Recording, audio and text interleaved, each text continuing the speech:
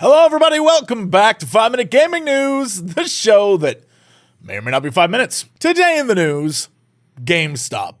A story so crazy, you know it has to be true. A lawsuit has been filed in California against GameStop, the once game retailer, now NFT shop, for recording conversations customers have with the company's support services, then sharing the secret transcripts of those wiretaps with a third party that boasts of its ability to harvest personal data. The federal court filing expands upon that with how GameStop covertly wiretaps the communication of all visitors who utilize the chat feature at GameStop.com. The defendant neither informs visitors nor obtains their prior express consent to these intrusions. So, to be clear, the big deal here isn't that GameStop is recording calls or text conversations online. Many companies do that. The big deal is that they aren't telling anyone. They're not giving you a chance to consent to them doing all of that. I mean, look at what this suit alleges.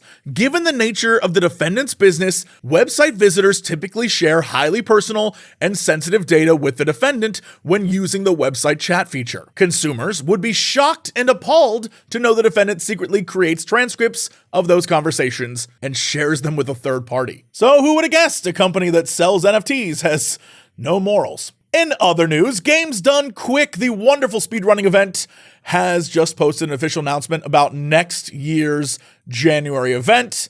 And it's at the same time super sad, but also good on them. It looks like the extremely popular event is going to be online only now, with a tweet from the organizers saying, given the state's continued disregard for COVID-19 dangers, including anti-mandate policies, and an increased aggression towards LGBTQ plus individuals, including the law colloquially known as Don't Say Gay, we do not believe it is a safe place for our community.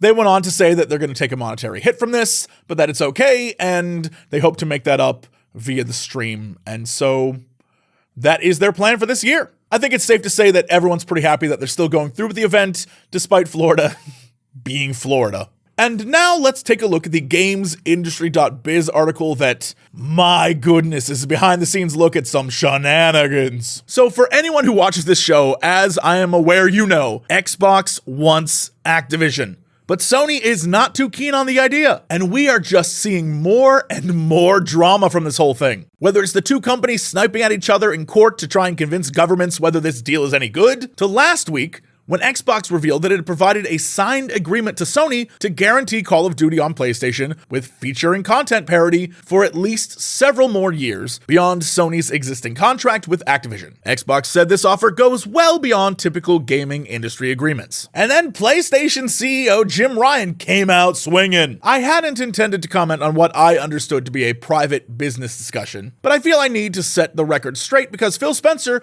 brought this into the public forum, Ryan stated. Microsoft has only offered for Call of Duty to remain on PlayStation for 3 years after the current agreement between Activision and Sony ends. After almost 20 years of Call of Duty on PlayStation, their proposal was inadequate on many levels and failed to take account of the impact on our gamers. We want to guarantee that PlayStation gamers continue to have the highest quality Call of Duty experience, and Microsoft's proposal undermines this principle. So things are getting spicy over there with this whole Activision, Blizzard, Microsoft takeover. We've seen it in courts as governments are making decisions whether this is even legal, and you can see Sony and the way they feel about it.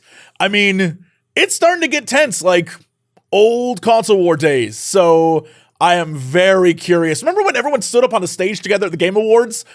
Yeah, I don't know if that's happening anymore. This is something. So keep an eye out for this. Speaking of keeping an eye out, keep an eye out for more videos over on youtube.com/CoxClips. There's some more Cult of the Lamb coming. We got all sorts of stuff. And I think I finally found and have all of my Final Fantasy XIV, I think from Heaven's Ward on, Let's Play stuff. So I might just upload all of it there so it exists forever on that until I guess YouTube shuts down and all of society collapses. I don't know. But hopefully it'll be up soon. So that's it for me. I'll see y'all tomorrow for another episode of 5 Minute Gaming News.